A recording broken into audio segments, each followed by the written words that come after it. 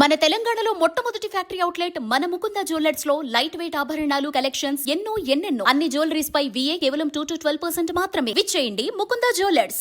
వివిధ దేశాలతో స్వేచ్ఛ వాణిజ్య ఒప్పందాలను కుదుర్చుకునేందుకు భారత్ తన ప్రయత్నాలను ముమ్మరం చేసింది. వాణిజ్య విస్తరణ సహా దీర్ఘకాలిక వృద్ధి అవకాశాలను అందిపుచ్చుకోవడానికి అమెరికా, ఐరోపా సమాఖ్య, ఆస్ట్రేలియా, శ్రీలంక సహా పలు దేశాలతో వాణిజ్య ఒప్పందాలను కుదుర్చుకునేందుకు చర్చలు జరుపుతోంది. 50% టారిఫ్లతో సంబంధాలు దెబ్బతిన్న వేళ భారత్ చేరుకున్న అమెరికా ప్రతినిధి బ్రెండన్ లించ్తో నేడు కేంద్ర వాణిజ్య శాఖ చర్చలు జరపనుంది. 2047 నాటికి వికసిత్ భారత్ సాకారం కావాలంటే భారత్ తన వాణిజ్యాన్ని మరింత విస్తరించుకోవడం కీలకం. ఇందుకోసం వివిధ దేశాలతో స్వేచ్ఛా వాణిజ్య ఒప్పందాలు లేదా ద్వైపాక్షిక వాణిజ్య ఒప్పందాల్ని కుదుర్చుకోవాలి. ప్రస్తుతం భారత్ అదే పనిలో నిమగ్నమైంది.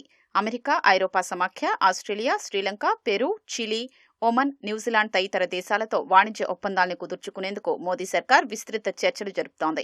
అమెరికాతో ఇప్పటికే 5 విడతల చర్చలు ముగిశాయి. తదుపరి విడత చర్చల్ని ముందుకు తీసుకెళ్లేందుకు దక్షిణ, మధ్యాసియా వ్యవహారాల్ని పర్యవేక్షించే అమెరికా వాణిజ్య ప్రతినిధి బ్రెండన్ లించ్ భారత్కు చేరుకున్నారు.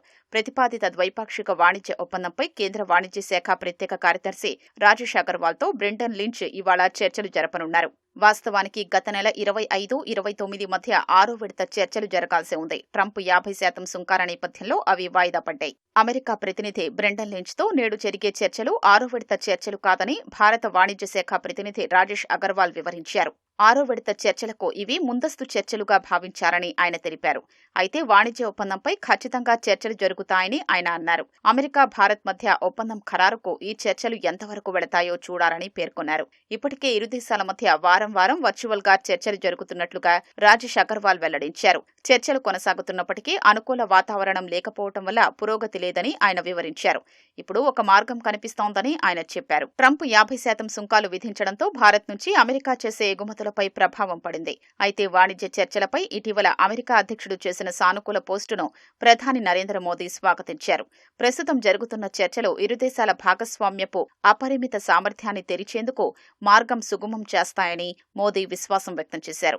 వాణిజ్య ఒప్పందం కుదరలేదని 25% సుంకాలు విధించిన అగ్రరాజ్య అధినేత ట్రంప్ రష్యా నుంచి చమురు కొంటున్నారనే అక్కసుతో మరో 25 అదనపు సుంకాలు విధించి మొత్తం 50%కి చేర్చారు. 50% సుంకాలు అమల్లోకి రావడంతో భారత్, అమెరికా మధ్య సంబంధాలు క్షీణించాయి. ఈ నేపథ్యంలో నేడు జరిగే చర్చలు ఎంతవరకు కొలిక్కొస్తాయో అని భారత వాణిజ్య, వ్యాపార వర్గాలు ఆసక్తిగా ఎదురుచూస్తున్నాయి. ఐరోపా సమాఖ్యతోనూ స్వేచ్ఛా వాణిజ్య ఒప్పందంపై చర్చలు కొనసాగుతున్నాయి. ఈ నెల 8 నుంచి 12 మధ్య 13వ విడత చర్చలు ముగిశాయి. అందులో వ్యవసాయం, డిజిటల్ ట్రేడ్, మేధో సంపత్తి హక్కులు సహా పలు అంశాలపై చర్చలు జరిగాయి. 14వ విడత చర్చలు బెల్జియం రాజధాని బ్రస్సెల్స్ లో వచ్చే నెల 6 నుంచి 10 వరకు జరగనున్నాయి.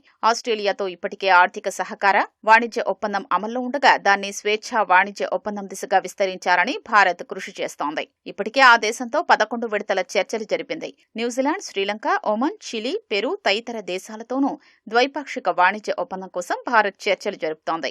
శ్రీలంకతో ఇప్పటికే 14 రౌండ్ల చర్చలు జరిగాయి.